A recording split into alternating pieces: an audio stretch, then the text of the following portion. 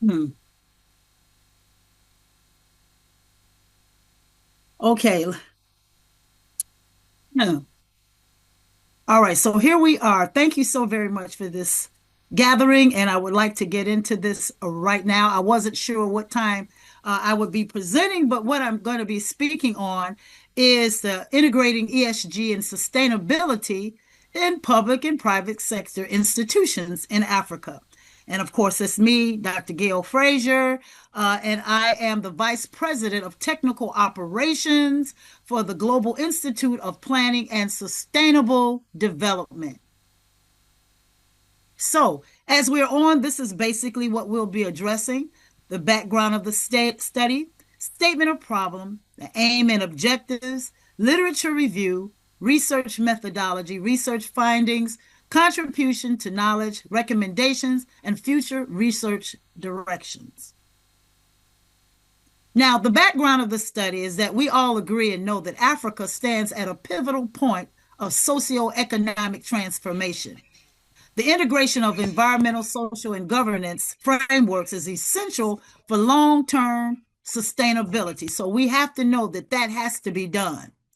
Africa's rich natural resources and young population offer vast opportunities for green development. And so this is the space that we're talking about. And of course, aligning with Agenda 2063 ensures continental unity and future readiness. And so we need to make sure that Africa is prepared going forward to do and to have everything it needs in order to be sustainable and to function properly in those areas. Weak governance, infrastructure deficits, and climate challenges highlight the urgency of ESG adoption. Now, the problem that I've observed is that there is a lack of full ESG integration across public and private institutions in Africa. There's no continuity, that there is no cohesiveness across the continent, which of course causes a major impediment to the growth of this great continent. Persistent governance issues, corruption, poor transparency, and weak institutional capacity. The environmental degradation and poor waste management continue to harm ecosystems. Under resourced regulatory systems hinder ESG implementation and enforcement. And of course, that those problems are systemic throughout the continent, and that's why it's so critical for everything to align itself. The last part says absence of alignment between national policies and continental sustainability goals. So, as you can see, based on those things, this is where we're coming to.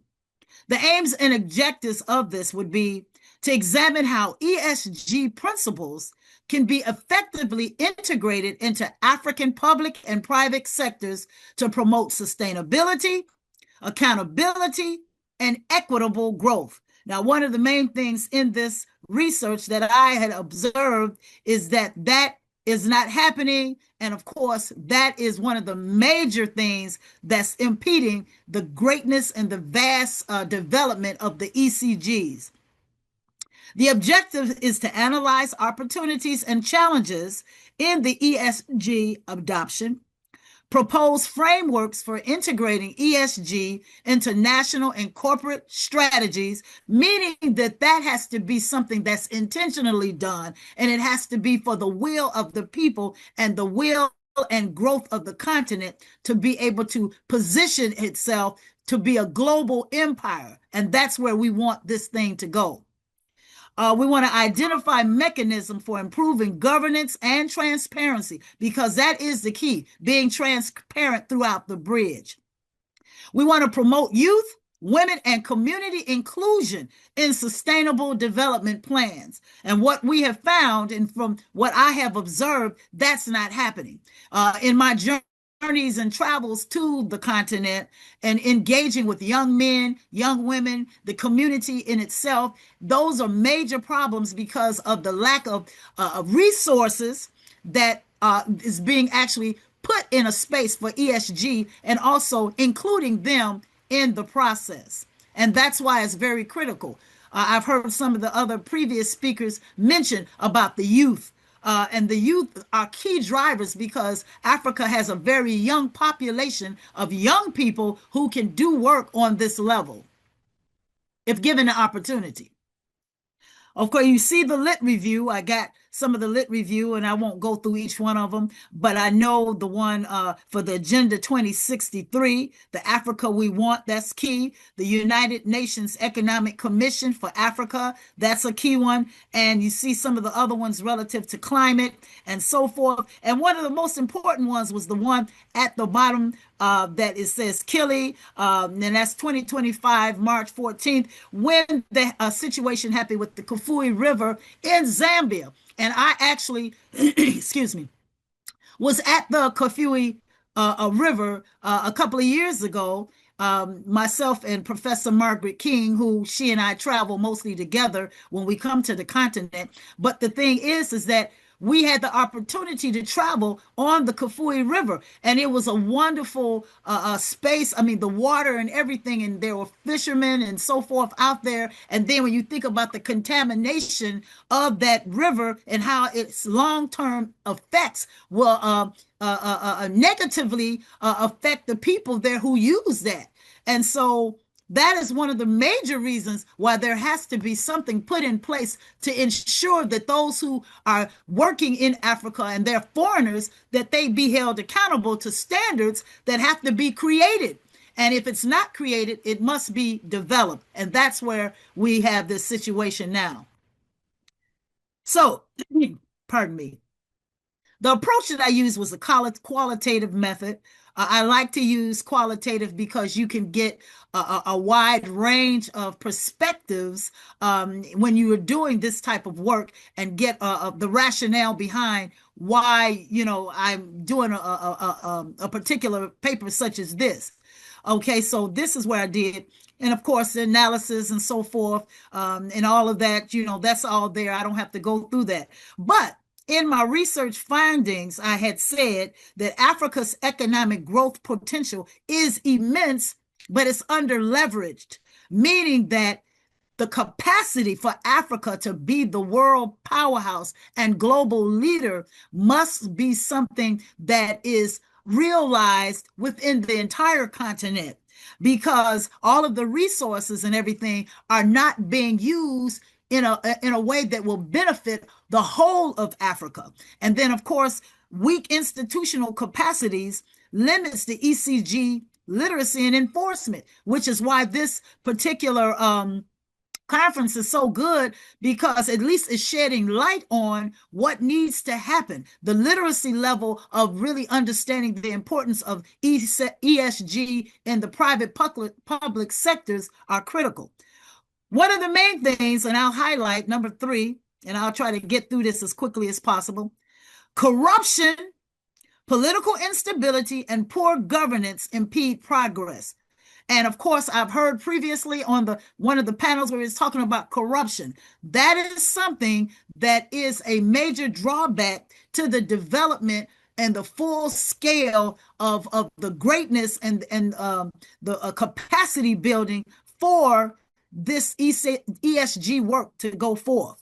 Political instability, that is another major entity. So this is what I discovered in doing this work relative to this project. Renewable energy offers the greatest opportunity for sustainable transformation.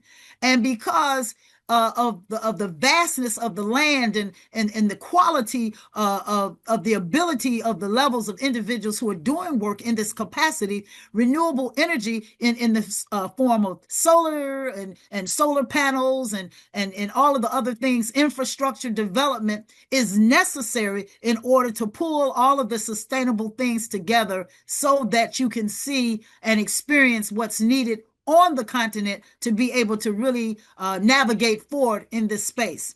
And then again, as I said, youth and women remain underutilized in the green economy. Youth and women And with the vastness of the women and the men and the young people that you have there, they need to be put in a position to learn as much as they can and utilize the skills that they have in order to really do and have a great impact. Another thing, faith-based institutions. Don't forget the importance and the significance of faith-based institutions. Faith-based institutions have people coming there, churches, whatever, mosques, wherever they go. They have these institutions and the people come there. And so when you can galvanize the people to have them to support this, then this pushes back on the government that would try to say, no, we can't do this. We have to use the voice of the people to make sure that this work is done, and it's done expeditiously because it's needed. So that is key. The contributions, let me go back. Okay, let's see. Did I go? Okay. Excuse me. Contribution to knowledge and recommendations.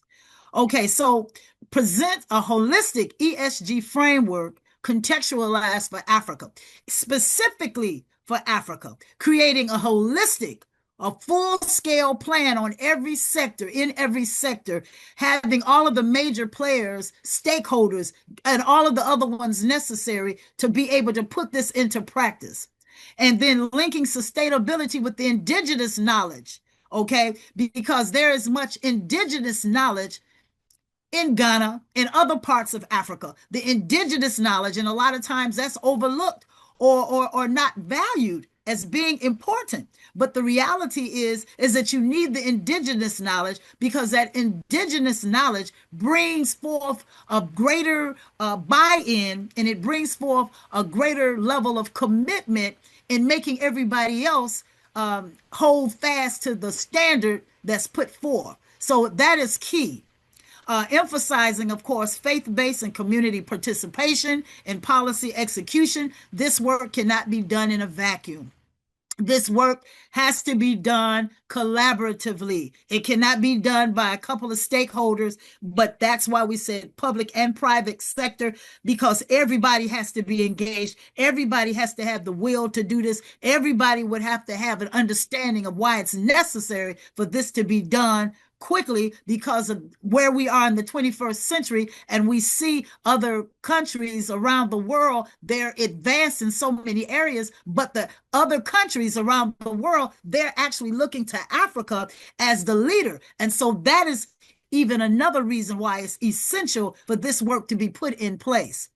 Demonstrates how ESG fosters equity, innovation, and resilience across Africa, because we know that Africa has to be in a resilient state. And if it's in a resilient state, then that means that positions Africa at the forefront of everything else that's going on.